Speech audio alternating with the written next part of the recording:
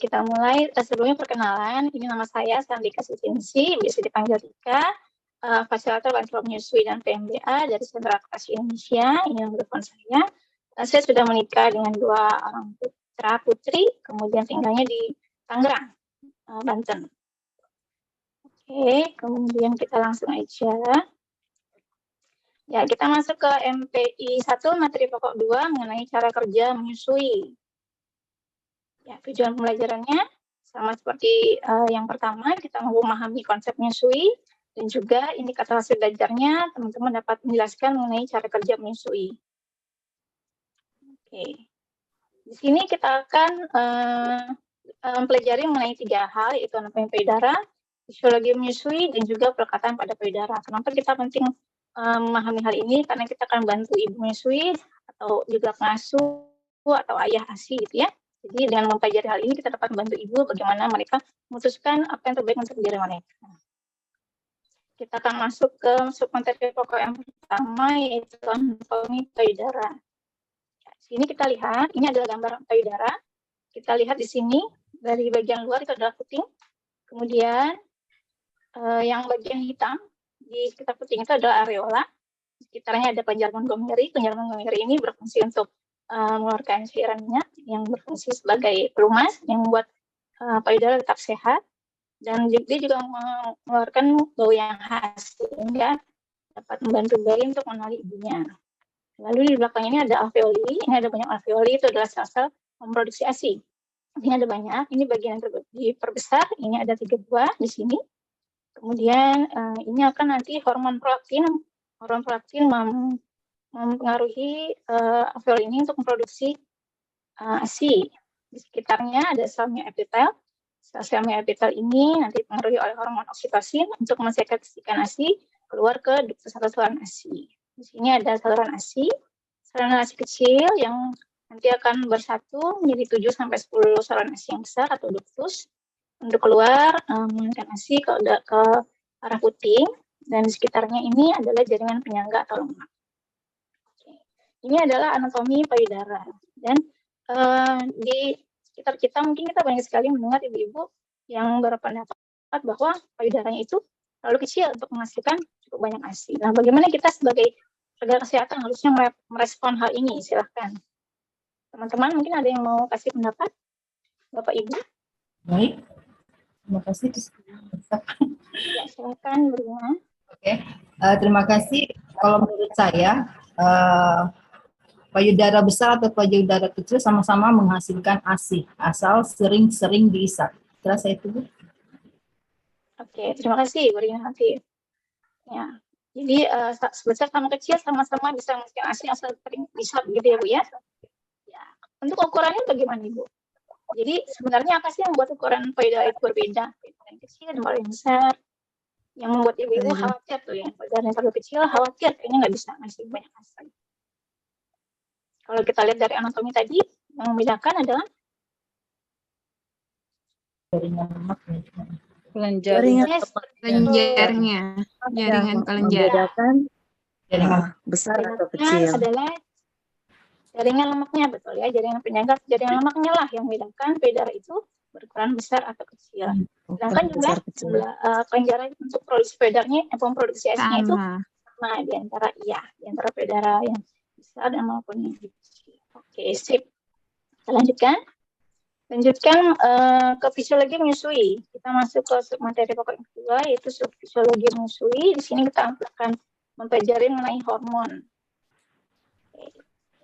Mungkin teman-teman juga sudah sering mendengar ya mengenai hormon prolaktin.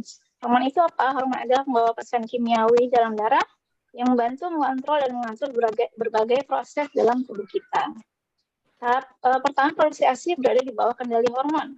Selama kehamilan, hormon membuat payudara berkembang dan bertambah besar. Tadi juga sudah dijelaskan oleh Dr. Diana bahwa di trimester 2 itu hormon prolaktin sudah memproduksi ASI, tapi tidak dapat keluar karena ada dicegah oleh hormon progesteron atau estrogen. Kemudian setelah lahir, hormon kehamilan menurun, hormon ini meningkat, hormon prolaktin meningkat sehingga ASI bisa keluar. Di sini kita lihat teman-teman, ketika bayi menyusu itu dikirim rangsang ke otak. Ya, kemudian jawabannya di pinggir pituitari, jumlah prolaktin dalam darah menuju ke payudara. Ya. Prolaktin ini dihasilkan setelah menyusui untuk produksi ASI berikutnya. Dan prolaktin ini lebih banyak disekresi di malam hari, dan juga dapat menekan ovulasi.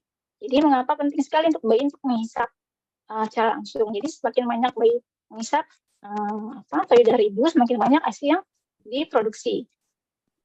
Lalu kita lanjut ke yang berikutnya, yaitu hormon oksitosin. Ya, ada prolaktin, ada oksitosin. Kalau prolaktin untuk memproduksi ASI, oksitosin itu bekerja sebelum dan setelah menyusui bayi agar ASI mengalir. Jadi oksitosin bekerja saat bayi menyusui. Saat bayi menyusui, dikirimlah rangsangan sensor dari puting ke otak, jawabannya dari posterior ke pituitari, mengirimkan oksitosin dalam darah ke dalam payudara untuk melahirkan ASI. Oksitosin ini juga merangsang kontraksi uterus. Jadi saat ibu menyusui, terutama saat hari-hari pertama setelah kelahiran, perutnya terasa nyeri, gitu ya, after pain. Nah, kita bisa memberikan konseling pada ibu. Jadi saat menyusui mungkin bisa nyeri di perutnya itu karena adanya hormon oksitosin membantu mengecilkan rahim atau merangsang kontraksi. Dia baru sampai ke puncak. Bisa nggak ikut? Apa yang bocor? Oke. Ya, oksitosin ini diproduksi lebih cepat daripada prolaktin. Kemudian oksitosin disebut juga sebagai hormon cinta atau hormon kasih sayang karena perannya bisa membuat ibu nyaman, meningkatkan bonding antara ibu dengan bayi. Lalu bagaimana sih untuk membantu dan menghambat refleks oksitosin itu sendiri? Jadi ada hal-hal yang dapat membantu refleks oksitosin. Kalau kita lihat dari gambar ini ibunya menyusui, terlihat tatapan penuh kasih ya. Jadi hal yang bantu itu adalah bisa ya ketika ibu berpikir penuh kasih tentang bayinya, ibu mendengarkan suara bayi, kemudian melihat bayi walaupun dengan foto gitu ya, menyentuh bayi, lalu ibu yakin bisa menyusui ASI-nya, itu bisa membantu refleks oksitosin. Kebalikannya bagaimana? Kebalikannya tentu saja yang menghambat refleks oksitosin, yaitu ketika ibu merasa khawatir, terus merasa stres, rasa sakit, dan rasa ragu-ragu bisa menyusui bayinya, bisa menghambat refleks oksitosin ini.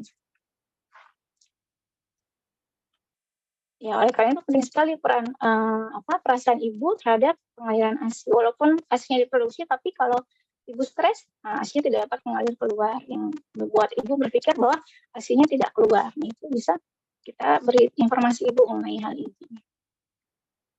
Lalu bagaimana tanda dan sensasi refleks oksitosin itu aktif? Bagaimana mengetahuinya? Kita bisa memberitahu ibu bahwa rasanya seperti sensasi diremas atau kesemutan payudara sebelum menyusui. Lalu ada ASI mengalir dari payudara saat ibunya memikirkan atau mendengar bayi menangis. Bisa juga ASI yang menetes dari payudara yang satunya saat bayinya sedang menyusu. Kemudian atau ASI mengalir keluar dari kedua payudaranya ketika menyusui payudara. Dia ada rasa nyeri, kontraksi rahim di minggu pertama persalinan. Lalu bayinya menghisap pelan dan dalam yang menunjukkan bahwa ASI mengalir ke mulutnya dan ditelan oleh bayi. Ini adalah tanda-tanda dan sensasi refleks oksitosin yang aktif. Kita bisa menanyakan kepada ibu tanda-tanda ini. Ya, selain dua hormon tadi di dalam payudara juga produksi ASI dikontrol di dalam payudara itu sendiri. Ini di sini adalah zat penghambat ASI atau feedback inhibitor lactation. Jadi ASI mengandung berbagai faktor untuk mengontrol atau menghambat produksi susu. Salah satunya adalah faktor inhibitor ini. Jadi jika ASI tidak dikeluarkan dan payudara penuh, maka inhibitor ini akan menurunkan produksi ASI. Tapi jika ASI dikeluarkan dari payudara, maka tingkat inhibitor turun dan produksi ASI-nya meningkat. Jadi jumlah ASI yang diproduksi tergantung pada seberapa banyak ASI yang dikeluarkan. Gitu ya. Jadi bagaimana jika produksi ASI-nya akan berhenti, maka tetap harus kita keluarkan ASI itu dari payudara ibu.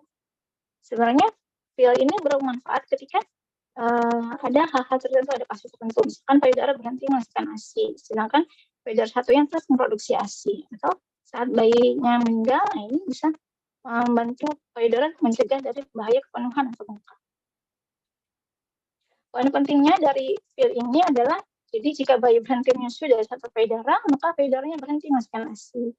Jadi sebaliknya, jika bayi menyusui banyak, maka payudara itu akan menghasilkan ASI lebih banyak dan lebih besar dari yang satunya.